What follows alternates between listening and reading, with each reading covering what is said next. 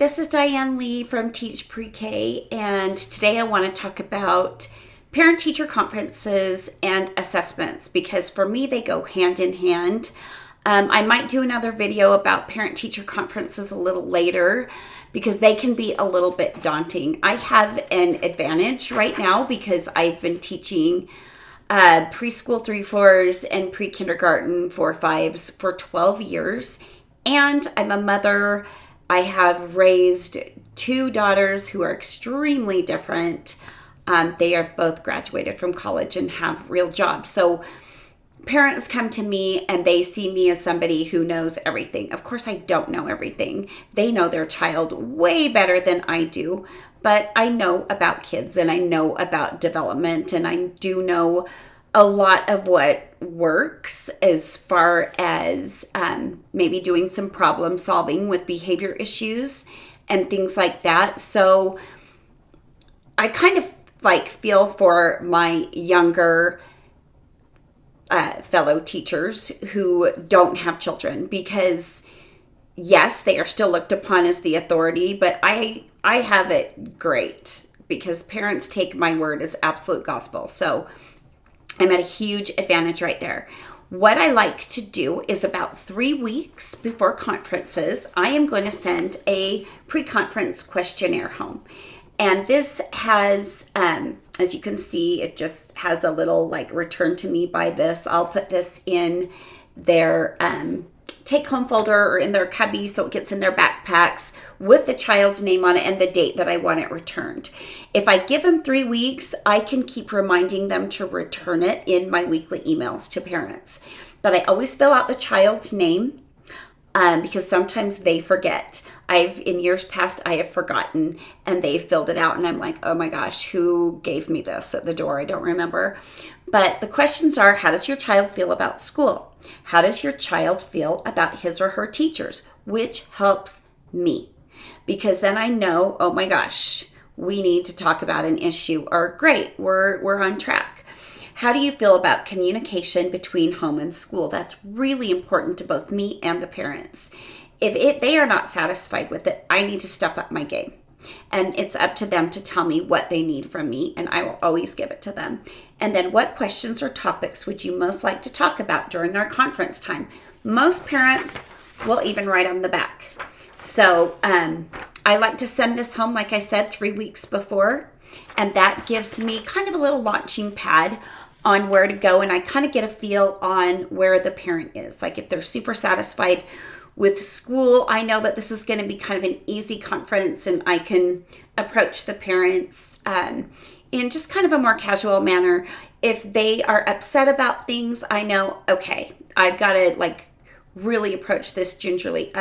My biggest tip, no matter what is going on with the child, especially if you are having major problems with the child, please, please, please start your conference with a positive.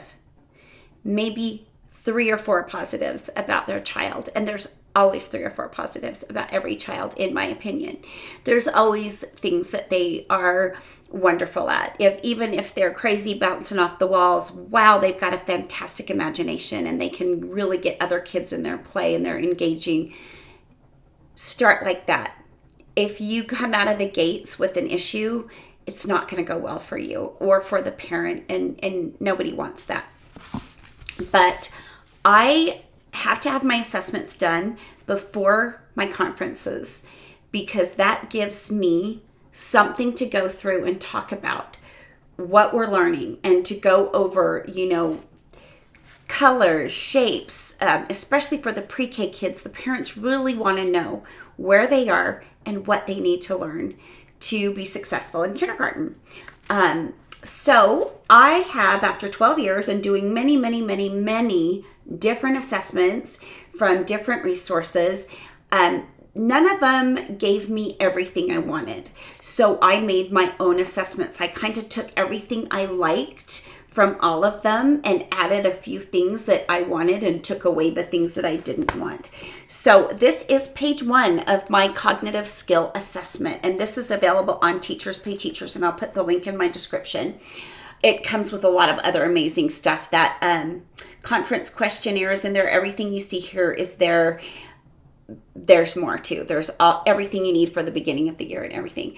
But you just put the child's name, the date, who's giving the assessment. You could have that on every page, because sometimes I share the work with my aides because they're really great. Child's age at the time. So my first part is colors. I put a check mark by the ones they get right, and I circle the ones they don't. And if they say that, white is gray or black is blue, I will write that underneath too. So the parents, and because I'm not going to remember everything perfectly. And I want to have a trigger for me to go, oh yeah, he said blue was black and black was blue. So I'll talk to the parents. I actually discovered early red-green color blindness with one kid. It was crazy. But what I do, since this is really sterile and nothing that we would normally do in the classroom, I have cut squares or little rectangles of every color that's on that sheet out. And I play a little game with the kids. I'll put 3 colors out, like let's say it's red, blue, and orange. I put 3 colors out and I'll say, okay, pick up the orange. And they pick up the orange, and then I'll add another color, and I'll do that until we're down to the last 3 colors, and then I ask them to name them. And I mean, it just makes it more of a game, and we do it kind of fast, and they think it's fun. So that takes about, I'd say 1 day's worth of center time, depending on the size of your class. If your class is really big, you might need 2 days. So this is why you need to start assessments maybe even a month before, because kids are always absent. So I do mine at least 3 weeks before conferences, 3.5 weeks around there. With COVID, I think I might start them 4. So my next section is shapes. Same thing. Every sheet's going to have the child's name, because I break these up and I don't want anything to get lost in the shuffle, because this is really important. I don't ever want to do these again. So I ask them, I point to the shape and I ask them what the name of the shape is. If they got it, I put a check mark by it. If they don't, I circle it. If they call like a square a rectangle or a rectangle a square, I'll write that down, because that's close enough. Shapes are really abstract and confusing. I put this one in there not because I expect a 3-year-old to know what an octagon is. I kind of leave them with this, and I'll say, do you ever see anything that's that shape when you're on a walk or you're in the car? I just want to see if they recognize stop sign shape in their daily life. And most of them will say stop sign. It's pretty cool. So that's kind of day 2 of assessment. So far I've got day 2 if nobody is absent. Again, we've got the name and the date, and this is our numeral recognition. What I'll do with this one is I just use this sheet, and I'll cover it with a different piece of paper, usually a blank piece of paper and not this one.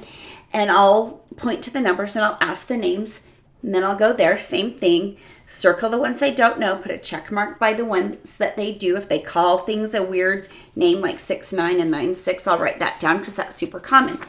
If these are easy peasy lemon squeezy, we'll go down to the higher numbers. Then this part is super easy. I just say, okay, you know so much about numbers, count as high as you can. I'll usually stop them when they get to 30 or 40, because some of my kids can already count to 100. But I will put a check if they can get to 10 or 15 or over 15, and then I'll write what that number was. And that means what they actually get correct in chronological order, because, once they get to a certain number, they start going a little kooky and calling 19, 16, 18 and stuff like that. Okay, again, I've got patterning. So far I have 3 days of assessments going. I have got the colors, the shapes, and then the numbers and counting. So with patterning, I kill 2 birds with 1 stone on this. I will start a simple A-B pattern. I have Unifix cubes, and I usually have like every color in the world and tons of them, because I want to see if they really understand. I don't just have 2 or 3 colors. I make it a little bit more challenging, but for my purposes, I only have 3 here. But I start with an A-B, and I start it, and I make every pattern run twice, and then I ask them to keep the pattern going. I watch what they're doing, and I let them get to at least 10 blocks together. I want to know if they can count to 10. That's my standard for my pre-K. For my preschool 3-4s, I really want to know if they can get to 5, but I'll let them go to 10, and I'll see how they do. I want to ask them to count once they get to 10. And I want to see if they count carefully. If once they get to 6, they start going 6, 7, 8, 9, 10 and not really counting. And I'll make notes of how they're counting. But that way I've got the counting part done, the one-to-one correspondence part of counting, and I've got my first level of patterning. And then I move on to my next pattern, which would be ABB. Oops. I wouldn't pass that part of the assessment. Then I do ABB, and then I do AABB, and I just ask them to continue all these patterns. If they do all those well, and only if they do all those well, do I move on to an ABC pattern. If they can't even do an AB, I stop right there. I don't want assessments to become a source of frustration for the kids. I don't want anything to be a source of frustration for them. They're just brand new, right? So I'll do the same thing with the ABC as well. But remember, if they're not getting AB patterning, they're not going to get ABB, they're not going to get AABB, and they're not going to get ABC. Let it go and just be like, wow, you're so good at putting those blocks together. And just make notes. Doesn't have the concept yet. And a lot of the 3-4s will not have the concept yet. They will not understand it. And that's actually developmentally appropriate for a lot of them. Okay, so next part, I've got uppercase letters. For preschool, I will ask them the name of these letters. I'll cover them, go through each line, ask them to tell me the name of that letter. One kid one year, you guys, said O for every letter until I got to O, and then he called it W. Oy, oy, oy. But for my pre-K, we will do the uppercase, and then I'll do sounds. So I'll do letters and sounds. This usually will take me 2 days. It just takes so much longer than you think, and it's not what they're used to. But my preschoolers, only if they do really well on the uppercase letters will I even bring out the lowercase letters for another day.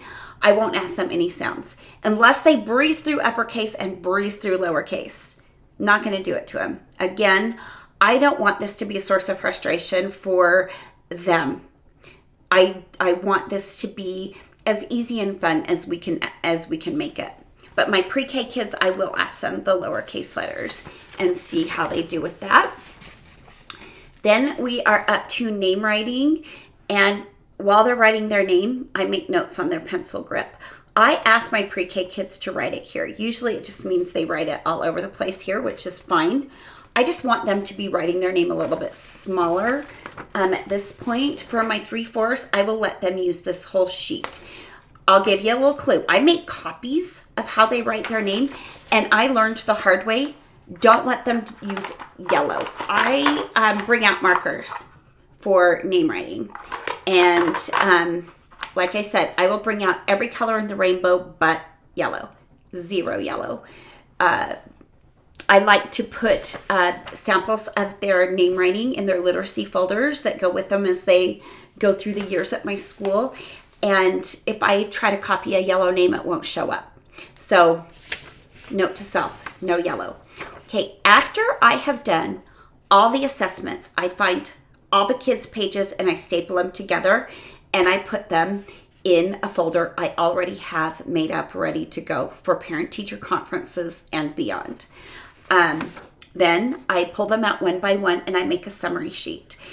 I write their name, assessment summary 4, and then I circle all the colors they understood and got, because then I can circle the whole row. I do the same with shape.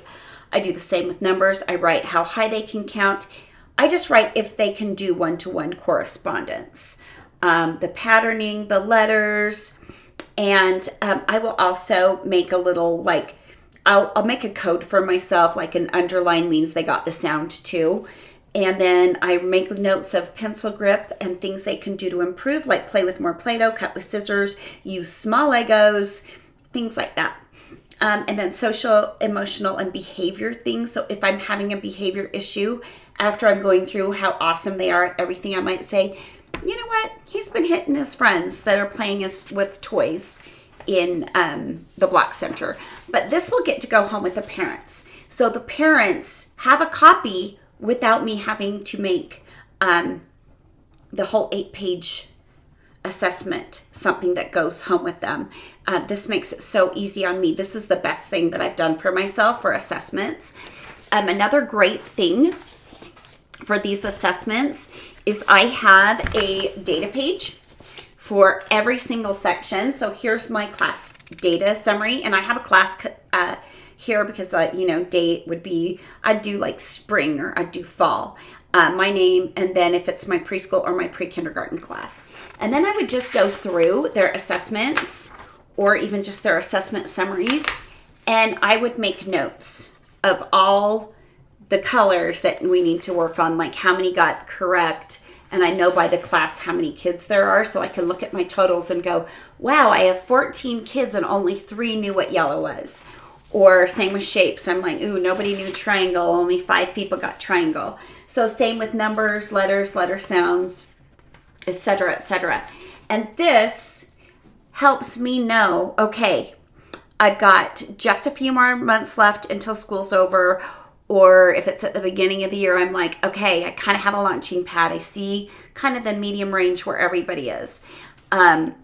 But this helps me, especially with the letters and the numbers, because then when I'm doing things at circle time, like activities with letters or numbers, I pick the ones that people are struggling with, even the shapes or the colors. So when I'm picking the ones that kids are struggling with, and I'm constantly reinforcing and finding new ways to teach them those, so they're going to have a better chance of having that and being prepared for kindergarten if they're in pre-K, or just, getting a little leg up if they're in preschool. So that is that. I also have a social, emotional, gross motor assessment too. And I have them for 3-4s and for my pre-Ks because they are in different developmental spheres. I mean, so much happens between that 3-4 year and the 4-5 year. So this does have some academic things, this assessment, but it's mostly social, emotional, gross motor, and fine motor, like coordination and just general statements on their curiosity. This is only the way I score. Can't think of another word to use right now, is developing with help or mastered. That way, there's no right or wrong. It's like, they're working on this, or I kind of help them along the way with this, or they've got this down. They're so good at this. So there's one for both ages of my kids. And I don't always get to that one. I for sure get through the cognitive assessment for parent-teacher conferences, but only if I'm having an issue do I move into the social-emotional part. But what I have for teachers, and this is awesome, is a pre-conference checklist, and this keeps you on track. So do you have your pre-conference questionnaire sent out? We do a sign-up genius at our school. So, I have to do my part. I have to set my breaks. I have to, if we do them by Zoom, like we've had to do the past couple years because of COVID, I've got to set up my Zoom link. So that would be my check mark for that. All assessments printed out and ready, assessments completed. So when I print out an assessment for each child, I check that off. I'm ready to give that child their assessment. Assessments completed, assessment summaries completed, examples of recent work compiled for each student. Some of you do portfolios. I don't. I do a journal for my pre-K, and I do a little progress book for the end of the year for both my preschool and my pre-K kids. And I save those for the end of the year. I just take some recent work that we've done. If we've done a name activity, if we've done like letter tracing activity, that's one that they take home, some artwork, some things that show their fine motor skills, I will put that in a little packet for the parents. I make sure that I get my files with the assessments, the assessment summaries, and everything I need in order of the conference because they don't go in alphabetical order. People sign up for whatever time slot they want. I make sure my room is clean, the chairs are set up in the waiting area. I've been doing them on Zoom, so I might just make sure you have a glass of wine handy off camera. Water bottle, breath mint, snacks, and cough drops ready to go. When I would do these at school, I had a ton of kids. I had 36 kids. So I was there forever. And we did them over 2 days, and it was a lot. I needed to have all that because I hardly had a break. I had maybe 30 minutes both days. Coffee and caffeine plan in place. So if that means asking my husband to deliver Starbucks to me, that's that. And then smile, take a breath. You got this. So that is what I do for assessments and parent-teacher conferences. It makes everything easy to follow a checklist for me. Then I know that I'm not forgetting anything. I really like my assessments. I think they're very simplified and pretty accurate. And the kids can tolerate them if I break them up. I used to try to do the whole thing in one day, and I will never do that again as long as I live. So that is another helpful hint for those of you starting out. Don't do your whole assessment in one day. Break them up into little chunks because then it's more digestible for the kids and it's more pleasant for you. But if you're having assessments or conferences coming up, best of luck. You can do it. You'll get through it, and you'll actually probably have a really fun time. The parents end up being really nice and appreciative. Thanks.